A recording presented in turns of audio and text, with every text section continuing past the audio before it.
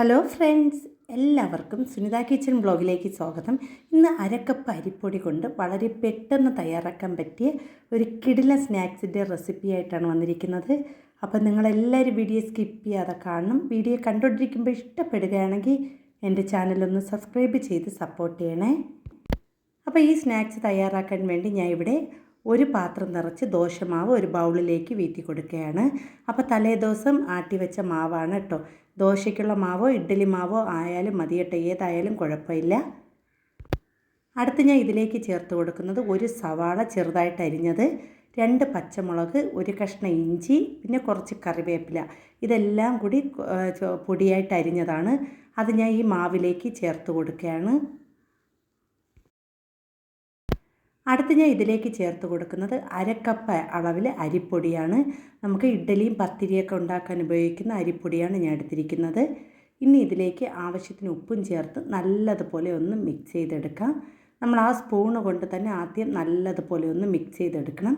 ഇതിൽ നമ്മൾ വെള്ളം ഒന്നും ചേർക്കുന്നില്ല. ആ ഒരു ദോശമാവിൻ്റെ നനവിൽ തന്നെ ഈ മാവ് നല്ലതുപോലെ മിക്സ് ചെയ്തെടുക്കുക കേട്ടോ. അപ്പോൾ ദോശമാവ് അതുപോലെ തന്നെ ഇഡ്ഡലി മാവൊക്കെ മിച്ചം വന്നു കഴിഞ്ഞാൽ വളരെ പെട്ടെന്ന് തയ്യാറാക്കാൻ പറ്റിയ ഒരു കിടിലൻ സ്നാക്സാണ് കേട്ടോ. നമുക്ക് ചായ തിളയ്ക്കുന്ന സമയം കൊണ്ട് തന്നെ വളരെ ഈസി ആയിട്ട് തയ്യാറാക്കിയെടുക്കാൻ പറ്റും. അപ്പോൾ ഞാൻ ഇവിടെ ഇത് നല്ലതുപോലെ കുഴച്ചെടുത്തിട്ടുണ്ട്. ഇനി നമുക്കിതിനെ ഒന്ന് കൈ കൊണ്ട് നല്ലതുപോലെ ഒന്ന് മിക്സ് ചെയ്തെടുക്കാം കേട്ടോ. നമ്മൾ സ്പൂണ് കൊണ്ട് കുഴയ്ക്കുന്നതിനേക്കാളും നമ്മൾ കൈ കൊണ്ട് നല്ലതുപോലെ ഒന്ന് മിക്സ് ചെയ്തെടുക്കുകയാണെങ്കിൽ നല്ലതുപോലെ അത് പരുവായി കിട്ടും. ഇനി ഇതിന് ഒന്ന് കയ്യിൽ വെള്ളം ഒന്ന് നനച്ച ശേഷം ചെറിയ ചെറിയ ബോൾസാക്കി ഒന്ന് നമുക്ക് ചൂടായി കിടക്കുന്ന എണ്ണയിലേക്ക് ഇട്ട് കൊടുക്കാം കേട്ടോ.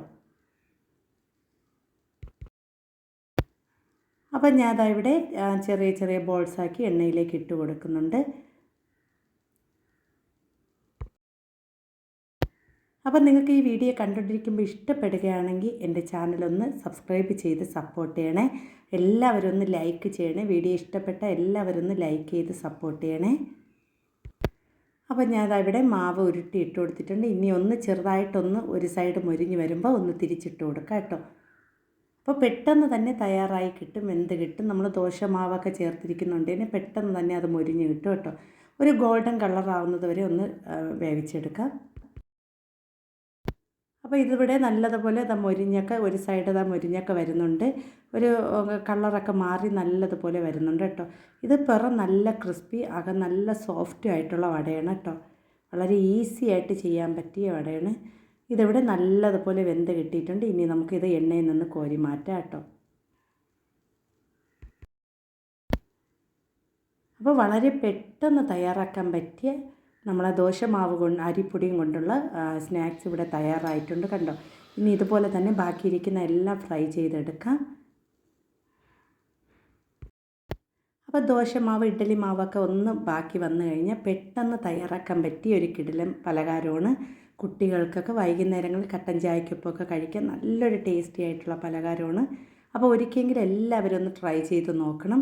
വീഡിയോ കണ്ടിട്ടിരിക്കുമ്പോൾ ഇഷ്ടപ്പെടുകയാണെങ്കിൽ എൻ്റെ ചാനലൊന്ന് സബ്സ്ക്രൈബ് ചെയ്ത് സപ്പോർട്ട് ചെയ്യണേ.